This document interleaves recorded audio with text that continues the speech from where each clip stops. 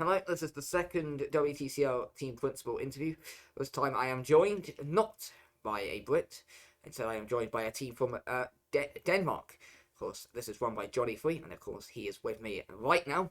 So we're going to discuss all things Peregrine in this exclusive interview. So Johnny, one, obviously, don't know if you've watched the Georgie one. It's going to be very similar to that. Obviously, not too much to discuss with you, is there? Obviously, not quite as drama filled with the as the Georgie one, but obviously Paraguay have been a pretty consistent team for a couple of seasons now.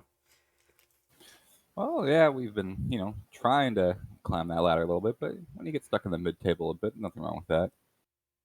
Yeah, of course, it took a bit of a gamble this year of Holden, and whilst it's not particularly gone to plan for Project Star, you've had some really good moments this season. Of course, Demi and Di winning was probably the highlight of the season. Of course, Andre Bavnew alongside him in that seat, two very good drivers in their own right. By the way, two drivers you could easily make a case for in the right car, potentially winning a title. We saw Bavnew was quick in season 2 in that BMW, and of course we've seen Demi and Di show off his talent when given the opportunity.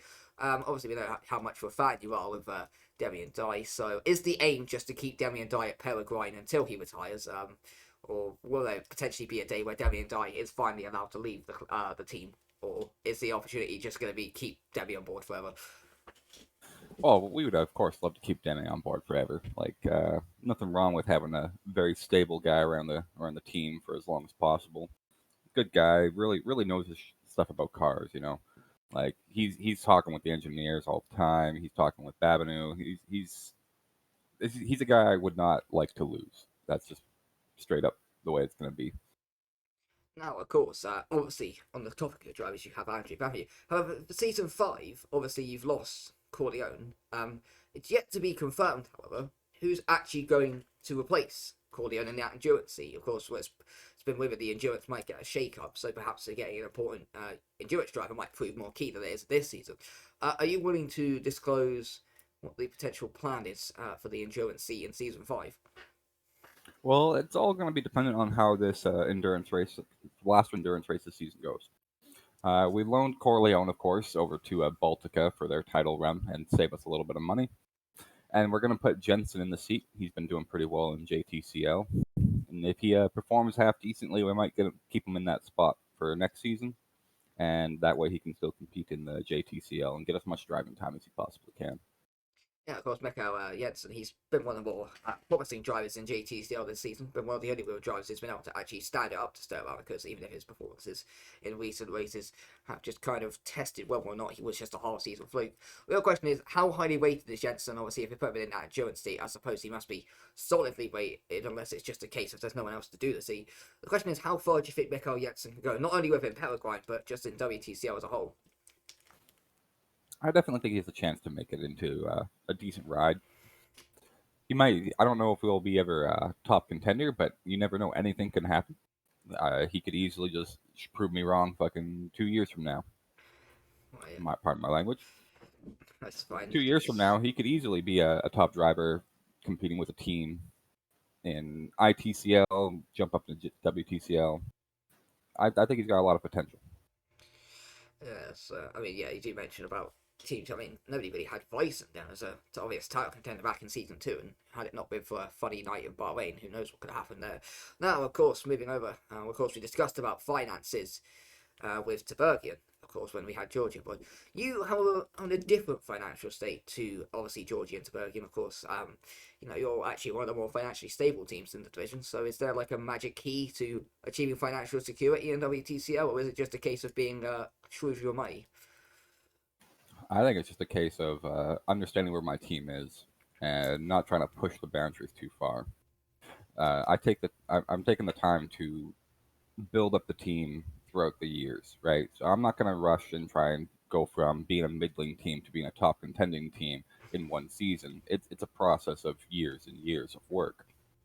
Now, to say that it couldn't happen, our drivers could perform out their minds and get us a bunch of top podium positions, stuff like that, right? But yeah, it's just going to be a long haul.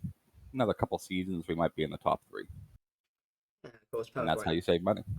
Yeah, of course, you've kind of gained a reputation in WTCL as just being a quiet little mid-table team who maybe have the odd good results here or there, but generally it's just general safe mid-table mediocrity. And of course, this season with Holden, really push that car to its limits at times. Would you see Holden as a potential team manufacturer on the up in season 5? Obviously, the projects are likely to get relegated at this stage. Perhaps there'll be a spot opening up there, or do you think Holden is perhaps reached its limit? And if so, do you see the Oh, team moving away from Holden? I see Holden has a lot more potential. If we can get the car into a mid-table team within the first season, while you can see what happens when a team doesn't quite put as much money into the car, you can see that there's a lot of room for growth in the car. So I don't see us leaving Holden. I think we'll if we have to, we'll fight for a Holden spot. I don't know if we'll have to. There's a lot of other strong cars out there that are more tested, definitely more proven. But we'll fight to stay at Holden if we have to, and we think it's going to be able to climb the ladder pretty good. Yeah, I mean, Holden just does kind of fit the bill with your team, of course, just being a nice little mid-tier manufacturer.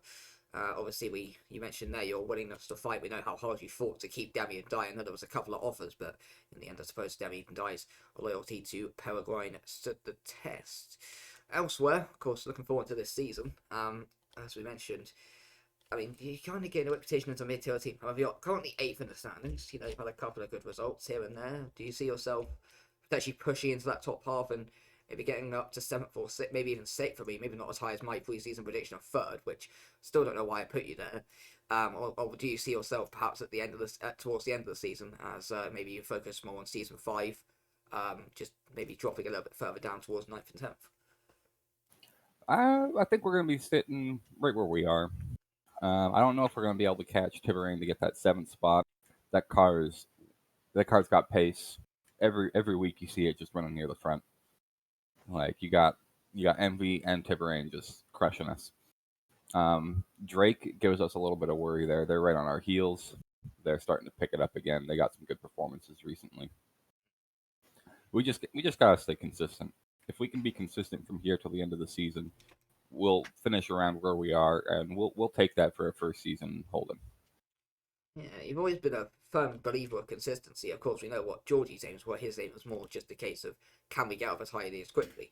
You seem to be more a fan of just building up the safe approach. Would you believe that just building up a team more to their level means that you're, well, as you mentioned earlier, just less likely to potentially run into financial issues, and as a result, you kind of know where the team is at. You can just build a platform from there, and you believe it's more about stabilizing the team rather than trying to overgrow it. I think there's benefits to both.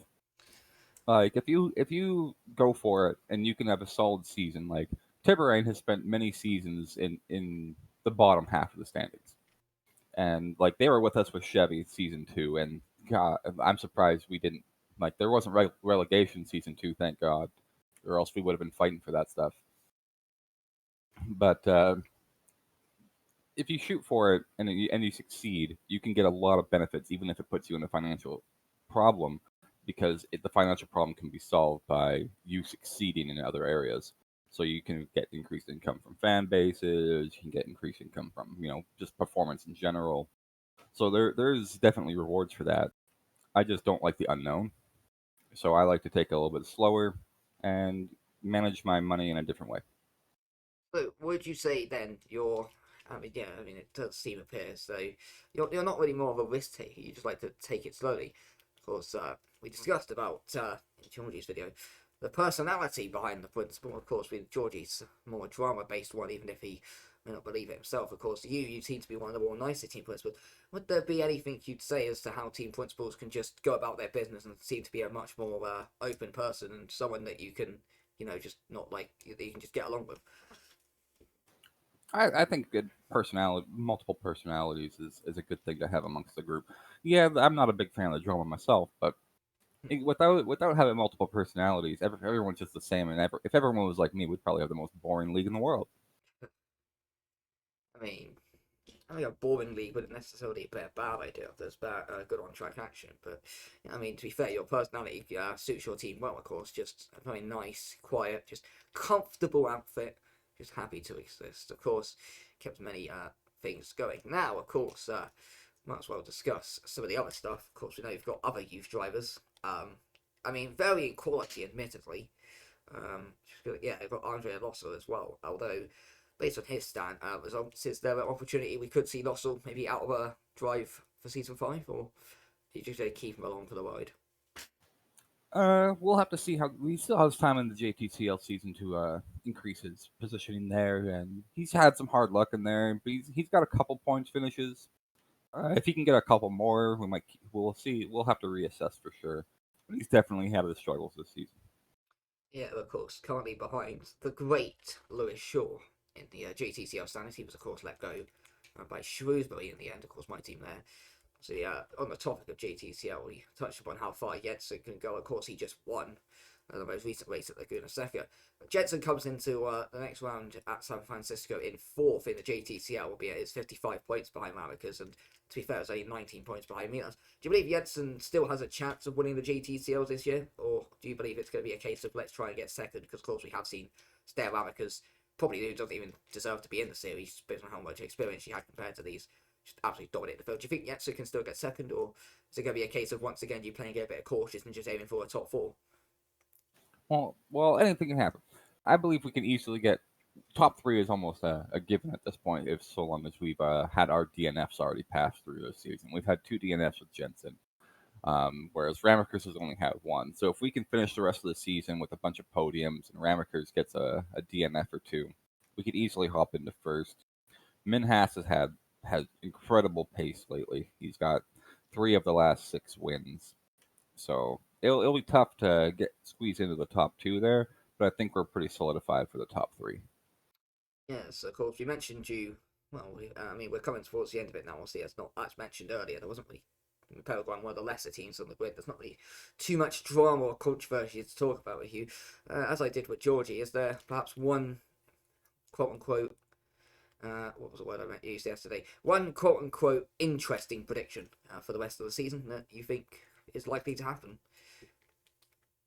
Are you meaning with my team or just in Just WTCL in general? WTCL in general. Is there like one prediction you'd say that is pretty out there, but could perhaps happen in the rest of the season? Could be JTCL, WTCL. Uh, that's a tough one because we're so far into the season that almost everything's solidified. You won't have anything crazy happen from here on out. But I'd have to say Hackinson Resurgence getting into first in the driver standings. Big one He's gonna go on a tear for the rest of the season. He's going on a retirement fucking tear. You're back in Hackinson to topple the Envies. That's Oh no, Envy's still gonna win the championship overall, but I think Hackinson's gonna try and motor his way up to first there. 62 points behind the current championship leader, SA Munat. That's going to be a tough ask for the veteran, but that's pretty bold. I mean, if he does that, then this is one of the greatest predictions in WTCL history. I mean, much better than what I was saying back in season 2 when I thought Leicester and Singh could challenge for the title, and I'm pretty certain both of them now are going to end up in ITCL one day. Hey, Singh's a solid driver. He's got a main race win this season. I mean, Singh's one of the more underrated drivers on the grid. He's not going to win you a title, but he's going to do a job in the midfield. Very similar to a sort of Demi and Dye character in that kind of case, if you will. Exactly. The type of driver you need on a team if you're not aiming for a title. The kind of driver you need, just someone who gets on with the car and just gets on with the job and knows exactly what to do. It's obviously served you well over the years. You had DA and Thompson, then of course Thompson switched with Corleone, one of the biggest con deals in WTCL history, and then nowadays you've got Bamiu who came in from Drake. Whilst Cordova went to Shenzhen for £7 million, but there we go. I think we can. Now you say the Charlotte Thompson was a complete steal. Well, I gotta say, now you're in a boat where you're like, man, I'm overpaying Thompson. It's just she's a bit inconsistent. But I mean, given what Corleone started pairing Brian, I argue it worked out much better in my favour than yours. But it's just my opinion, I suppose. I saved a good 50K per weekend. I mean, it worked out for both sides in the end, I suppose. Honestly, also when we came towards the end of the Georgie interview, I asked him if there was any thoughts he had on how WTCL was run. I know you've had your opinions with me in DMs, of course, so I don't know if you have anything to share on how you think WTCL is run and how it potentially could improve. I think it's just a lot for one person. The the guys running this thing, they put a lot of work into this, right? but it's a lot of stuff to keep track of. You got a lot of guys with different personalities in here coming in at different times. We got headquarters all over the world, so everyone's running on a different schedule here, right? So it's hard to keep track. But at the same time, I do understand why there isn't more guys involved in that, because how can you trust most of us when most of the people around the league are affiliated with teams, and then it becomes a trust issue there. So I do understand why it's only the one or two guys up there, but I feel like they could use some help for sure, just to smooth things over. But what you're suggesting is perhaps a third board member to be added. Maybe not, maybe this season, but maybe season 5 onwards, perhaps. Yeah, but at the same time, it would have to be someone not team affiliated, or else you get into corruption scandals like we had a couple seasons back. Dufo, obviously, that's why they left the sport, because obviously, Yeah, they. I don't even think they did anything wrong. They well, just it had was to just a leave to case of calm everyone down. it's just a case of dropping back to focus on money in the place, really. Yeah, Perhaps well, maybe one of the that team principals who's perhaps more affiliated would perhaps maybe not mind stepping away from their teams to perhaps go step up to board member. I mean, it's a possibility. I mean, it is a possibility, but Abba did it, you and would someone have else to could do step it. away from any of your affiliations with the team to do it. Without doing that, I feel like you just end up causing more troubles. Well, obviously, yeah, WTCO, it's not exactly the easiest place. One, you got, as you mentioned, there are many different people. You know, we've got people from all over the world. I mean, we've got people from Asia, North America, we've got Drake, of course, from South America. We've got people from Europe. So obviously, time zones are a massive issue, and you've got to focus on all of that. You've only got one person running it, so yeah, WTCL could perhaps use some help in that regard. I don't know if you have anything else to add. Um, if it's just that we could probably end out here. Yeah, I think we covered most of the basis of the team and anything like that. Yeah, not sure if you have anything else to add that I didn't ask you about, but yeah. No, not really. Not that Well, I can think of off the top of my head. uh, Still early for me. I went back to Canada there for the week. Skipped out on headquarters. well, ladies and gentlemen, that was this is episode 2 of the Team Plus Sport interviews. This was Johnny Free and the Team Plus Sport of Paraguay, and as always, it was a pleasure having you on the show. Thanks for having me. And yep, whatever Team Plus Sport we have next, don't know if it'll be this yet, but we'll see them in the next part. So, Johnny, you want to just say goodbye? Uh, have a good one, everyone. All right, see you for part 3.